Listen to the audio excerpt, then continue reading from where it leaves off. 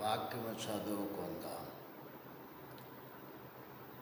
ఆరోహణ పండుగ సందర్భమున వాక్యము చదువుకుందాం. మత్తయి వ్రాసిన సువార్త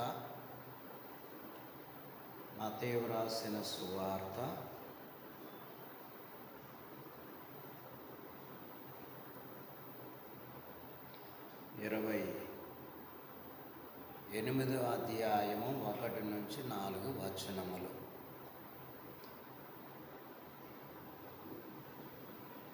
ఇదిగో, ప్రభువు దూత పరలోకము నుండి దిగివచ్చి రాయి పొర్లించి దాని మీద కూర్చుండెను. అప్పుడు మహాభూకంపము కలిగెను. ఆ దూత స్వరూపము మెరుపు వలె నుండెను. అతని వస్త్రము హిమమంత తెల్లగా ఉండెను. అతనికి భయపడుట వలన కావలివారు వణికి చచ్చిన వారి వలె నుండిరి. ఆమేన్. అపోస్తలుల కార్యములు 1వ అధ్యాయము. అపోస్తలుల కార్యములు 1వ అధ్యాయము 11వ వచనము. ఆయన వెళ్ళుచుండగా వారు ఆకాశం వైపు తేరి చూస్తుండిరి. ఇదిగో, తెల్లని వస్త్రములు ధరించుకొనిన 2 మనుషులు వారి యొద్ద నిలిచి, గలిలయ మనుషులారా, మీరెందుకు నిలిచి ఆకాశం వైపు చూస్తున్నారు? మీ యొద్ద నుండి పరలోకమునకు చేర్చుకొనబడిన ఈ యేసే ఏ రీతిగా పరలోకమునకు వెళ్ళుట మీరు చూచితిరో, ఆ రీతిగానే ఆయన తిరిగి వచ్చునని వారితో చెప్పిరి. ఆమేన్. ప్రార్థన చేసుకుందాం. పరిశుద్ధుడైన మా తండ్రి, వందనములు, స్తోత్రములు. కాలములు, దినములు నీ స్వాధీనమందు ఉంచుకున్న తండ్రి దేవా, నీ యొక్క మహాకృపను బట్టి ఈ దినము నీ ఆరోహణ పండుగ ఆరోహణమైనామని వెళ్ళి ఉన్నామని నమ్మి మేమందరము కూడి మేము నిన్ను స్తుతించుచూ ఉన్నాం. ప్రభా, కొద్ది సమయము వాక్యము ద్వారా మాతో బిడ్డలతో మాట్లాడమని వాక్యమై ఉన్న యేసుస్వామి నామమున వేడుకొనుచున్నాము పరమ తండ్రి. ఆమేన్. ప్రభువు తన వాక్య శక్తితో మిమ్ములను దీవించును గాక. ఆమేన్. ప్రభునందు ప్రియులారా, ప్రభువు ఆరోహణమైన దినము వరకు శిష్యులైన వారికి ప్రభువు ప్రత్యక్షమైనటువంటి ప్రత్యక్షతలు క్రీస్తు శకము 30వ సంవత్సరము ఏప్రిల్ మే నెలల మధ్యలో 40 దినములు భూకంపము, రాయి దొర్లింపబడుట, కావలివారు భయపడుట, ఆదివారము సూర్యోదయమునకు పూర్వము ప్రభువు పునరుద్ధానుడై ఉన్నాడని మనము ప్రభువును స్తుతించుచు ఉన్నాం గనక ప్రభువు ఆరోహణ దినమునకు 11 పర్యాయములు శిష్యులైన వారికి ప్రత్యక్షమైనారని మనము గ్రహించుచూ ఉన్నాం. గనక అలాగే ప్రభువు పునరుత్థానుడైన తర్వాత మరి ఎన్ని పర్యాయములు శిష్యులకు ప్రభువు ప్రత్యక్షమైనారు అని మనము గ్రహించుకొనవలసిన వారమై ఉన్నాం. గనక ఈ చరిత్రలో మనము ప్రభువును ఎదుర్కొనుటకు గాను ప్రభు యొక్క వాగ్దానమును బట్టి ఈ యొక్క వాక్య భాగములో మొట్టమొదటిగా సూర్యోదయమునకు పూర్వము సమాధి దగ్గరికి వచ్చిన స్త్రీలకు దేవదూతల ద్వారా ప్రభువు లేచి ఉన్నారని వారికి తెలియపరిచిరి. రెండవది ఆదివారము వేకువజామున స్త్రీలు సమాధి వద్దకు వచ్చి అది ఖాళీగా నుండుట కనుగొనుట, మగ్దలేనే మరియా పరిగెత్తి సమాధి దోపుడు జరిగినదని పేతురు యోహానులతో చెప్పుట. గనక ఎలాగున ప్రభువును చూచి ప్రభువును వెంబడించిన వారైరి. గనక ప్రభువు తన 12 మంది శిష్యులైన వారిని ఏర్పాటు చేసుకొని వారిని తన స్వార్థ కొరకు, తన పని కొరకు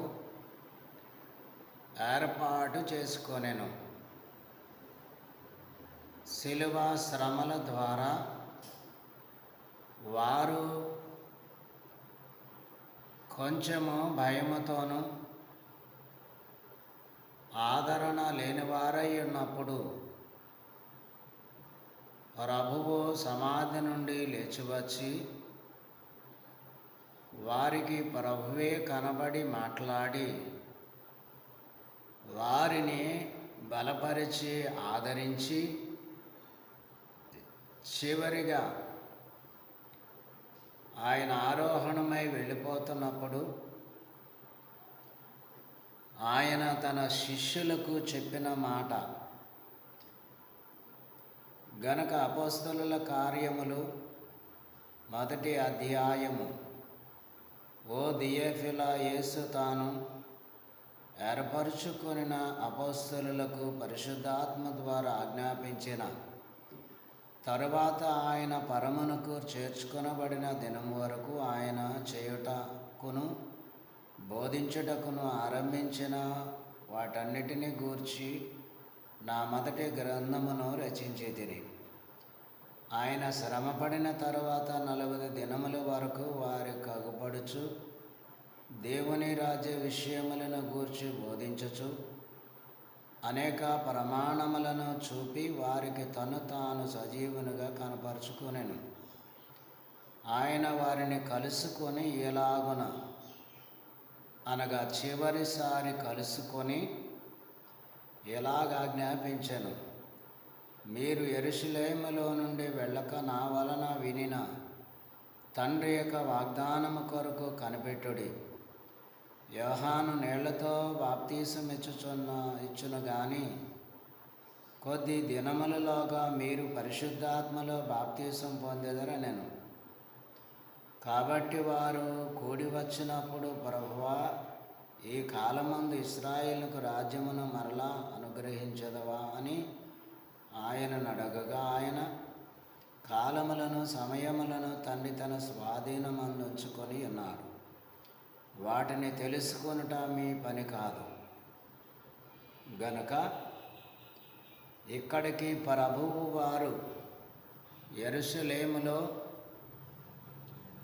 ఆ యొక్క ఒలీవల కొండ దగ్గర వరకు కూడా వారితో ప్రభువు నడుచుచు వారికి బోధించుచు వారికి ధైర్యపరచుచు, యెరూషలేమును విడవక మీరు తిరిగి వెళ్ళి పరిశుద్ధ ఆత్మ కొరకు ఎదురు చూడుడని, పరిశుద్ధ ఆత్మ వలన వారు మరి నింపబడవలెనని, దేవుని వాగ్దానములను బట్టి వారు పరిశుద్ధాత్మ కొరకు ఎదురు చూడవలెనని, దేవుడు వారిని బలపరచవలెనని యేసుక్రీస్తు ప్రభువారు ఆయనను పరిశుద్ధాత్మ మీ మీదికి వచ్చినప్పుడు మీరు శక్తి నొందెదరు గనుక మీరు యెరూషలేములోను యూదయ సమరయ దేశములంతటను బూదిగంతముల వరకు నాకు సాక్షులై ఉండుడని వారితో చెప్పాను. ఈ మాటలు చెప్పి వారు చూచుచుండగా ఆయన ఆరోహణమాయెను. అప్పుడు వారు కన్నులకు కనబడకుండా ఒక మేఘము ఆయనను కొనిపోయెను. ఆయన వెళ్ళుచుండగా వారు ఆకాశం వైపు తేరి చూచుచుండిరి. ఇదిగో తెల్లని వస్త్రములు ధరించుకొనిన 2 మనుషులు వారి యొద్ద నిలిచిరి. గలిలయ మనుషులారా, మీరెందుకు నిలిచి ఆకాశం వైపు చూస్తున్నారు? మీ యొద్ద నుండి పరలోకమునకు చేర్చుకొనబడిన ఈ యేసే ఏ రీతిగా పరలోకమునకు వెళ్ళుట మీరు చూచితిరో ఆ రీతిగానే ఆయన తిరిగి వచ్చునని వారితో చెప్పాను. గనక ప్రభు వారితో మాట్లాడుచు వారిని చేతులెత్తి జీవించుచు దీవెనలు అందిస్తూ పరలోకమునకు ఆయన ఆరోహణమైపోయాను. దీవించి శిష్యులను దేవలోకమేగినావు, దీవించి శిష్యులను దేవలోకమేగినావు. రక్షకానా వందనాలు, శ్రీ రక్షకానా వందనాలు. గనుక శిష్యులైన వారిని దీవించుచు ఆయన పరలోకమునకు ఆరోహణమై వెళ్ళిపోతున్నప్పుడు ఒక మేఘం వచ్చి ఆయనను కొనిపోయాను. ఆ సమయములోనే 2 దూతలు తెల్లని వస్త్రములు ధరించిన వారై వారి వద్దకి వచ్చి, గలిలయ మనుషులారా, ఏ రీతిగా యేసు పరలోకమునకు ఆరోహణం అవటం మీరు చూసితిరో ఆ రీతిగానే ఆయన తిరిగి వచ్చునని ఆ దేవదూతలు శిష్యులైన వారికిని ప్రభువును చూసిన వారందరికీ ఈ విషయము తెలియచేసిరి.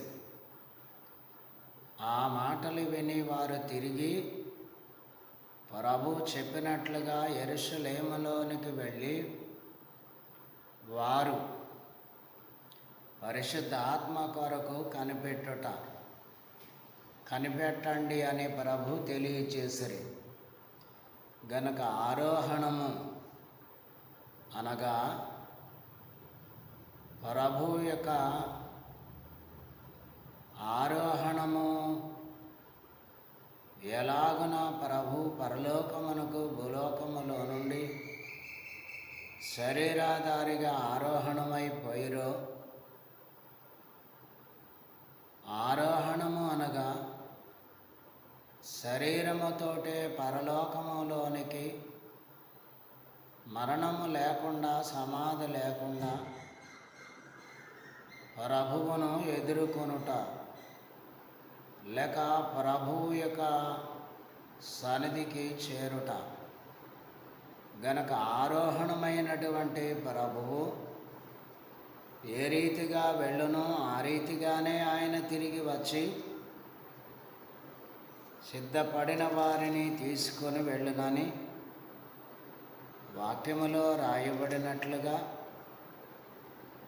ఇక్కడ మనమును యేసుక్రీస్తు ఆరోహణమై వెళ్ళిపోయిన సందర్భమున పండుగ స్తుతులు దీవెనలు పొందుకొనుచున్నాం. గనక హానోకు దినములన్నయు 365 ఏండ్లు హానోకు దేవునితో నడిచిన తరువాత దేవుడు అతని తీసుకొని పోయెను. గనక అతడు లేకపోయెను. హానోకు కూడా కుటుంబము కలిగిన వాడు,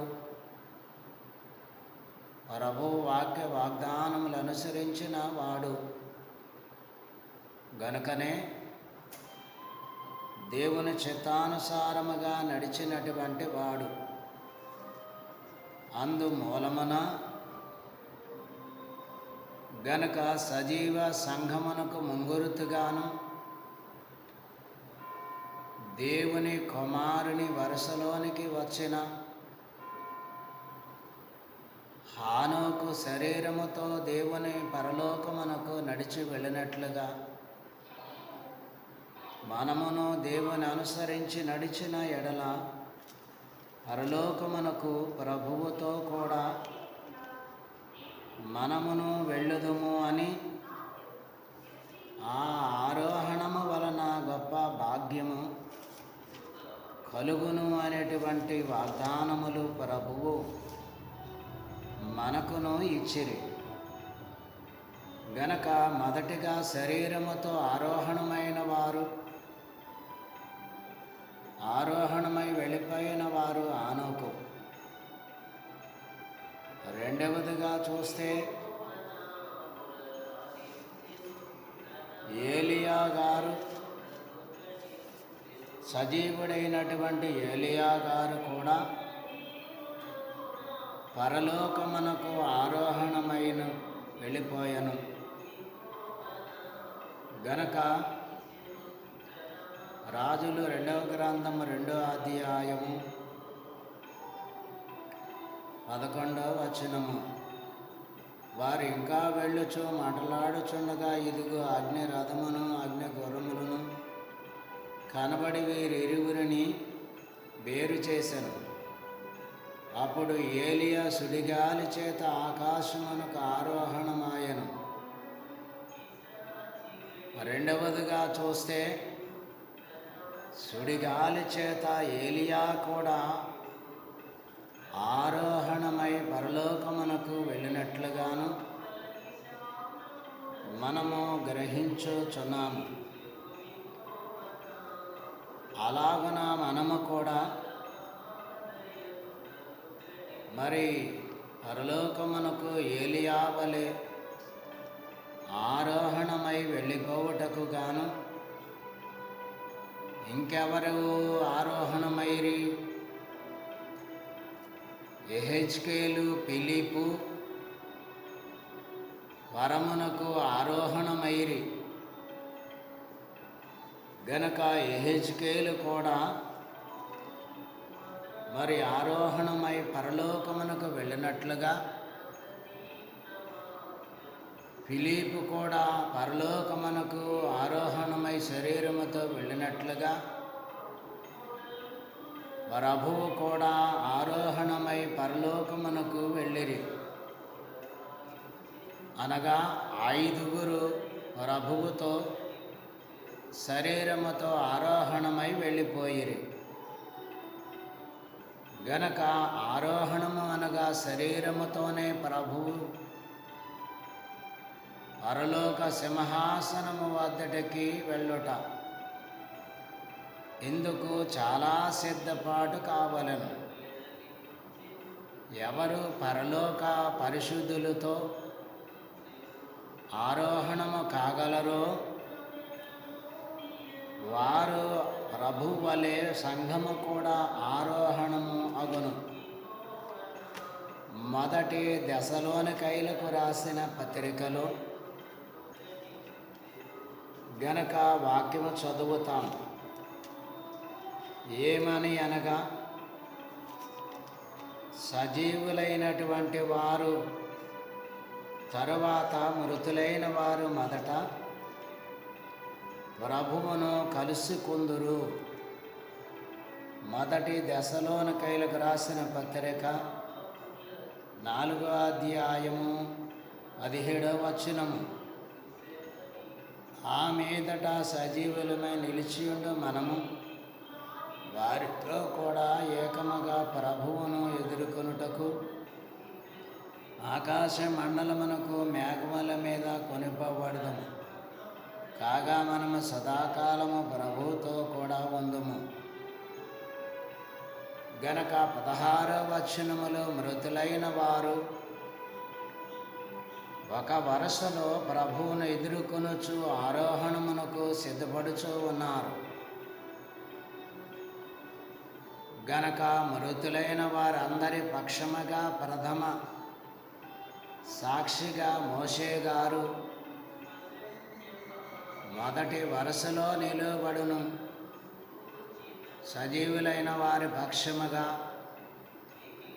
ఏలియా గారు మొదటి వరుసలో నిలువబడును. గనుక అప్పుడు ఆరోహణ సమయమందు సంఘము కూడా సిద్ధపడి ఉన్నప్పుడు ప్రభువు యొక్క రాకడ గడియ శబ్దము రాగా వినగా ఆ శబ్దము విని ఆరోహణమవుదురు. ప్రభు వారిని తీసుకుని వెళ్ళును. వారికి కూడా మేఘములు ఉండును. ఈ ఆరోహణ పండుగ గొప్ప దీవెనలు. ఆరోహణము కొరకు దైవ సన్నిధిలో సిద్ధపడాలి. దైవ ధ్యానాంశములతో ప్రార్థనలు చేసుకొని సిద్ధపడాలి. అలాగ ప్రభు ఆరోహణమైనట్లుగా సిద్ధపడిన వారిని ప్రభు వచ్చి తీసుకుని వెళ్ళును. ఇదే ఆరోహణ పండుగ. గనక మనమును ఆరోహణ పండుగ దీవెనలు అందుకొనుటకును పొందుకొనుటకును ప్రభువు సమృద్ధిగా మిమ్ములను దీవించి ఆశీర్వాదించి వర్ధిల్లా చెయ్యను గాక. ఆమేన్. పరిశుద్ధుడైన తండ్రి, ఈ వాక్యము వినువారును, ఈ మాటలు వినువారును గనక ఆరోహణ అంతస్తుకు సిద్ధపడుటకును బిడ్డలను కూడా పరిశుద్ధాత్మ ద్వారా సిద్ధపరచుమని వాక్యమైన రక్షకుడైన వరుడైన యేసుస్వామి నామమున ప్రార్థన చేయుచున్నాము పరమ తండ్రి. ఆమేన్.